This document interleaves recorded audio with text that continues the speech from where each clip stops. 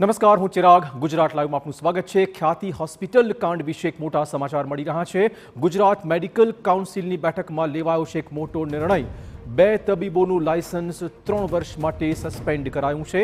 ખ્યાતિ કાંડ સાથે સંકળાયેલા બંને તબીબો સામે આ પ્રકારની કાર્યવાહી. ડોક્ટર શૈલેષ કુમાર આનંદનું લાયસન્સ સસ્પેન્ડ કરાયું છે. ડોક્ટર સંજય પટોડિયાનું પણ લાયસન્સ સસ્પેન્ડ કરાયું છે.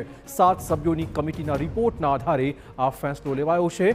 લાયસન્સ કાઉન્સિલમાં સરેન્ડર કરવાનો આદેશ પણ હવે આપી દેવાયો છે. ખ્યાતિ કાંડ મુદ્દે આ મોટી કાર્યવાહી. વધુ વાત કરવા જોડાશે અમારા સંવાદદાતા જિગ્નેશ. જિગ્નેશ, શું વધુ અપડેટ?